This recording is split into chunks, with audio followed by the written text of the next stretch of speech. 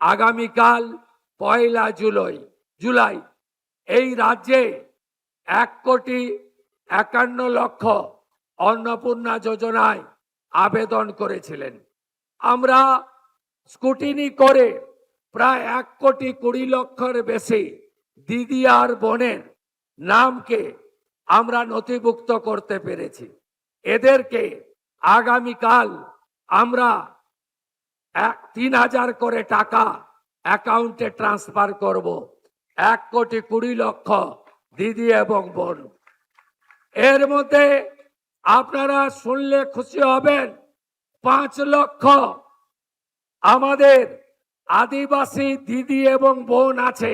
5 লক্ষ তারা আগামীকাল 3,000 টাকা অ্যাকাউন্টে পাবেন। প্রতি মাসে তারা এই সরকারের তাদের অ্যাকাউন্টে পাঠাবে।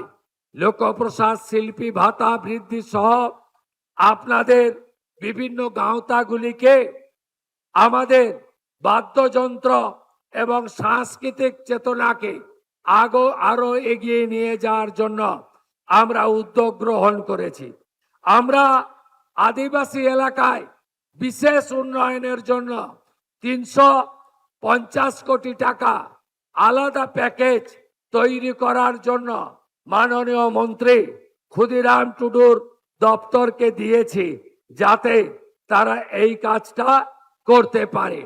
আমাদের আদিবাসী হোস্টেলগুলোতে যে ছাত্রছাত্রীরা থাকেন তাদের খাদ্য ভাতা 1800 টাকা বাড়িয়ে আমরা আগস্ট মাস থেকে আমরা 3,300 টাকা করে তাদের খাদ্য ভাতা করব। এই সিদ্ধান্ত আমরা গ্রহণ করেছি। এই সরকার আদিবাসীদের কর্মসংস্থানও দিতে চায়। এই সরকার আদিবাসীদের যে সংরক্ষণ রয়েছে, বিগত সরকার আপনাদেরকে সংরক্ষণ দেয়নি, কেড়ে নিয়েছিল অধিকার।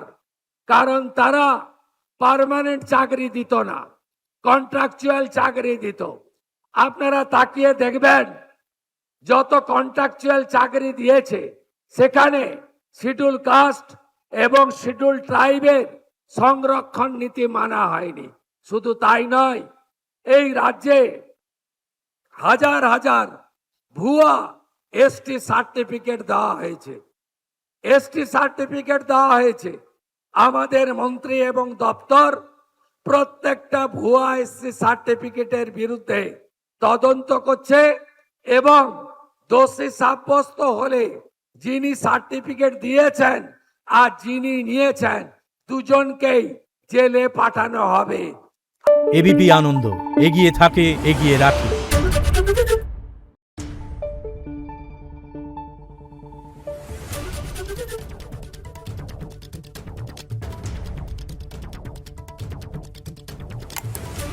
Thank you.